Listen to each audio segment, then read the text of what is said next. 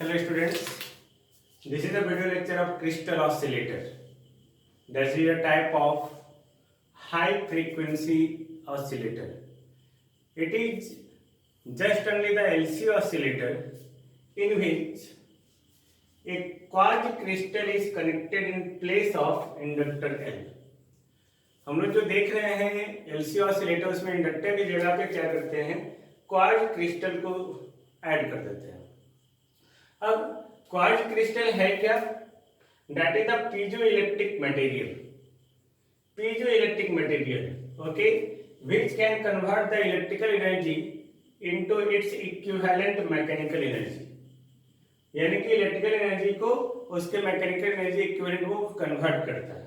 Now a quartz crystal exhibits the property of piezoelectric effect.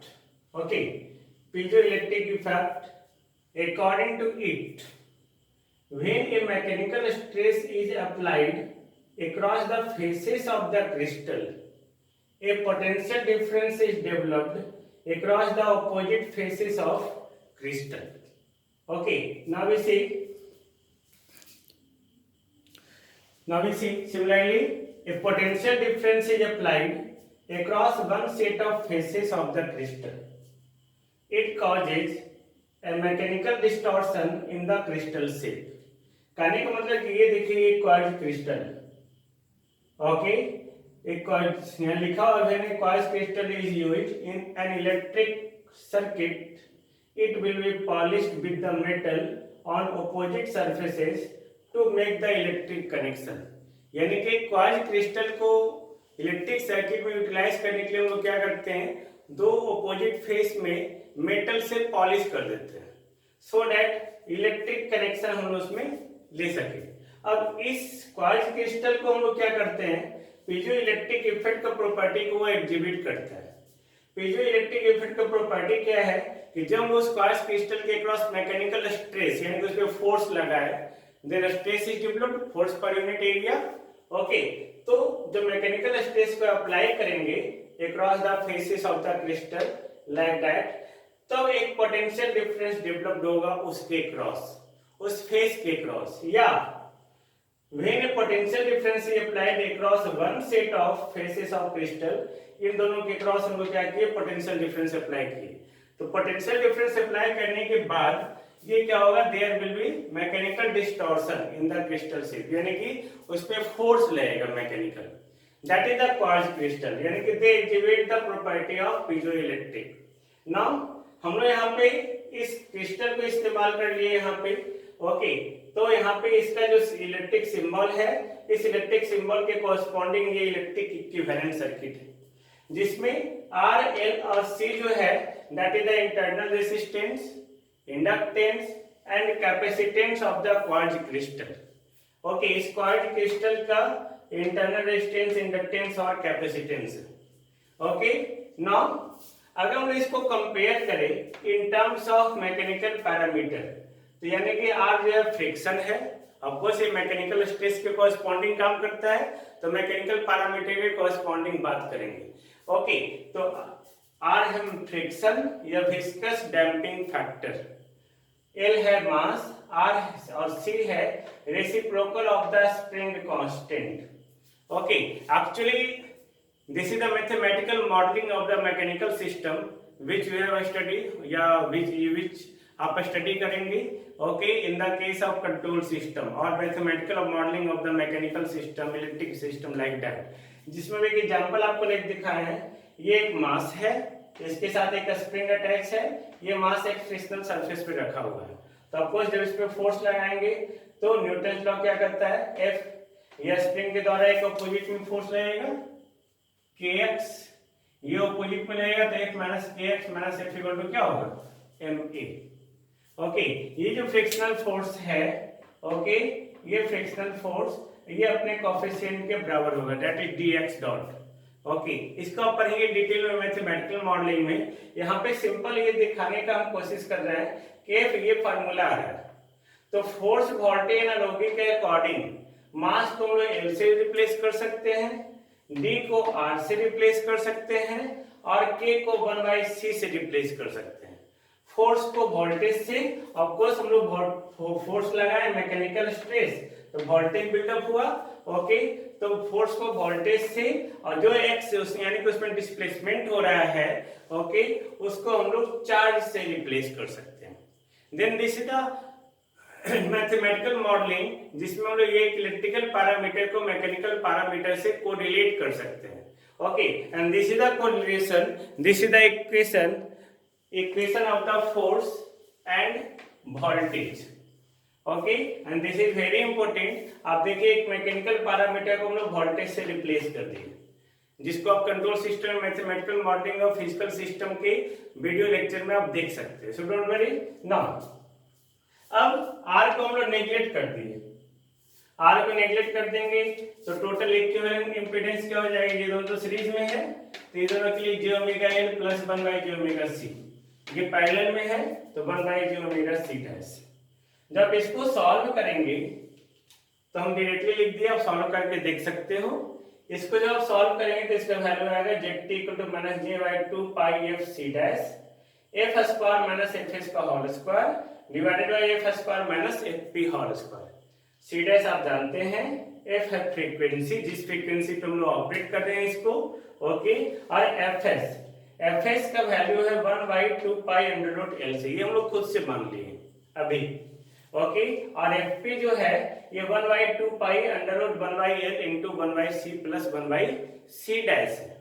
Okay, now जब इन दोनों को देखेंगे तो यहाँ देखो, यहाँ LC है, यहाँ पे 1/l 1/c plus 1/c dash है, तो इससे कंक्लूजन निकले fs का जो वैल्यू है वो fp से छोटा होता है। आप कुछ वैल्यू पुट करके देख सकते हैं, सो डोंट वरी। ओके, और ये जो हमारा f है, ये f हमेशा इन दोनों के बीच में लाई करेगा। जब इन दोनों के बीच में लाई करेगा तो ये इक्वेशन होगा, और इसके लिए हमेशा zt क्या आएगा, पॉजिटिव आएगा। ओके, क्योंकि ये अगर fs से बड़ा है, ओके, तो ये तो पॉजिटिव आ गया, यहाँ fp से अगर छोटा है तो ये नेगेटिव आ गया, तो नेगेटिव इनटू नेगेटिव ये क्या हो जाएगा, पॉजिटिव हो जाएगा। Then this is the crystal oscillator. Okay, now हम अगर प्रॉपर्टी ऑफ क्वार्ट्ज क्रिस्टल का बात करें, ओके, तो यहाँ पे आप देखेंगे अगर f = fs हो पुट किए तो zt 0 हो जाएगा। याद करो, in the series resonance circuit जब कोई वैल्यू पुट करते हैं और इंपीडेंस का वैल्यू क्या होता है, उसके रेसिस्टिव के बराबर या उसका रिएक्टेंस 0 हो जाता है, नेट रिएक्टेंस। ओके, तब उस फ्रीक्वेंसी को हम लोग कहते हैं series resonant frequency, hence it is represented by fs। Okay, तो ये क्रिस्टल ऑसिलेटर का सीरीज रेजोनेंट फ्रीक्वेंसी, जिसका value 1/2 pi under root LC के बराबर है। अब अगर ये fp के बराबर हो जाए, यहाँ पर पुट करेंगे तो zt क्या हो जाएगा, इनफाइनाइट। तब ये fp को हम लोग क्या कहेंगे, parallel resonant frequency, of course z। Okay, तो z हमारा जो है अगर 0 हो रहा है तो उसका जो है पैरेलल में हमारा z क्या होता है, इनफाइनाइट होता है। ओके, तो fp को हम लोग कहते हैं parallel resonant frequency. Okay, obvious है fp अगर fs से बड़ा है तब ये क्वार्ट्ज क्रिस्टल जो हमने बताया है।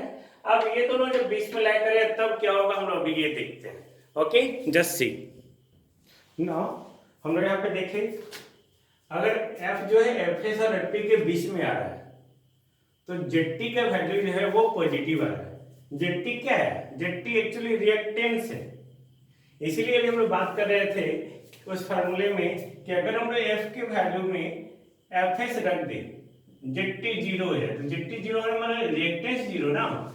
यही कारण है कि हम इस फ्रीक्वेंसी को क्या कर रहे हैं, series resonant frequency, because in the series resonance, okay, frequency पे रिएक्टेंस 0 हो जा रहा है। ओके, तो हम लोग उसको रेजोनेंट फ्रीक्वेंसी करते हैं।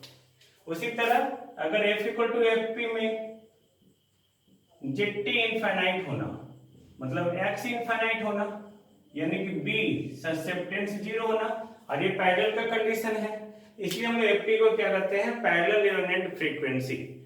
Of course all of you know, in the case of series resonance at the resonant frequency x = 0, and in the case of parallel resonance at the resonant frequency b = 0, x = infinite because b = 1/x. Okay, now अगर jetty positive आ रहा है, कब? यानी कि अगर quartz crystal को हम लोग ऑपरेट करवा रहे हैं बिटवीन एफएस एंड एफपी, यानी कि series union frequency and parallel union frequency, तब ये ऑफर कर रहा है पॉजिटिव रिएक्टेंस। पॉजिटिव रिएक्टेंस यानी कि जेटी इक्वल टू प्लस जे एक्स, और प्लस जे एक्स आ रहा है, यानी कि ये एक्स क्या होगा? ये 100% इंडक्टेंस होगा। ऑफ कोर्स जे उसी के साथ लगता है, J omega is like that, okay, hence it behaves as an inductor. अगर ये आता माइनस जे एक्स, तब ये 100% क्या होता है? कैपेसिटेंस होता। बट ये प्लस जे एक्स आ रहा है, तो हम लोग ऐसा फ्रीक्वेंसी, जो फ्रीक्वेंसी एफएस और एफपी के बीच में ऑपरेट कर रहे हैं, तो उस फार्मूला में अगर पुट करेंगे minus j by 2 pi f c dash f square minus f s square divided by f square minus f p square में, ओके, तब उस कंडीशन में क्या हो जाएगा? जेटी का वैल्यू पॉजिटिव आ रहा है। तो हम लोग का मोटो यही था, ओके, कि इन द एलसी ऑसिलेटर जो है, हम लोग इंडक्टर के जगह पे क्रिस्टल को प्लेस करते हैं। तो thus it can be used in place of inductor of an LC oscillator and such circuit is called crystal oscillator। क्योंकि क्रिस्टल ऑसिलेटर इसलिए बिकॉज इंडक्टर की जगह पे हम एक क्रिस्टल को रख रहे हैं। क्यों रख रहे हैं? क्योंकि in the clap oscillator, in the Colpit oscillator, there is the variation in inductance capacitance just because of temperature, just because of aging effect। But है क्या कि क्वार्ट्ज का प्रॉपर्टी है, और ये एडवांटेज है, okay, property of quartz material don't very with the change in temperature और ageing effect. But inductor और कैपेसिटर जैसे टेम्परेचर चेंज हुआ तो उसका प्रॉपर्टी चेंज हो जाता है। ज्यादा पुराना हो गया, okay, all age old age, जिसको बोलते हैं एजिंग इफेक्ट, यानी कि समय के साथ उसका प्रॉपर्टी डिटेरियोरेट होना, ओके, तब उसको अपने प्रॉपर्टी को लॉस करने लगेगा। बट क्वार्ट्ज का मटेरियल का प्रॉपर्टी चेंज नहीं होने वाला है। यही कारण है कि एल सी और सी डैश जो है वो स्टेबल रह जाएगा। एल सी और c dash remain stable due to this frequency of oscillation, okay.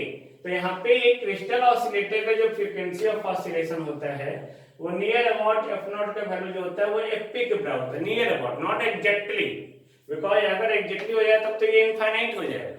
इस फ्रीक्वेंसी को हमेशा इन दोनों फ्रीक्वेंसी के बीच में ही रहना होगा, okay, but near about fp के बराबर होगा, that is the crystal oscillator.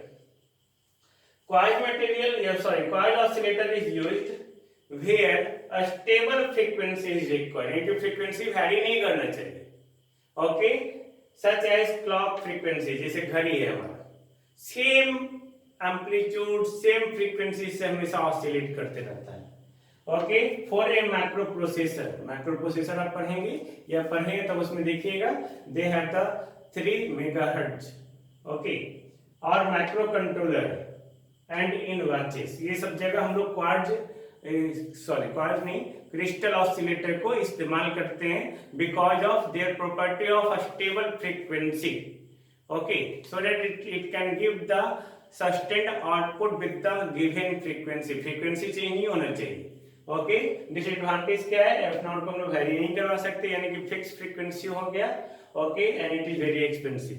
ये डिसएडवांटेज जो है वो माइनर है, बिकॉज ये फ्रीक्वेंसी वेरी नहीं करेंगे तो उस फ्रीक्वेंसी पे वर्क करेंगे, और ये एक्सपेंसिव है। अगर ये लेकिन उसके बाद भी अगर स्टेबल फ्रीक्वेंसी को दे रहा है, then it is much required in the case of microprocessor, microcontroller और watches. Then this is the topic of crystal oscillator. I hope आप लोग को अच्छा लगा, ओके, और हम नेक्स्ट वीडियो लेक्चर में फिर से नेक्स्ट टॉपिक में मिलेंगे। प्लीज सब्सक्राइब कीजिए और लोगों को ज्यादा से ज्यादा शेयर कीजिए। Thank you.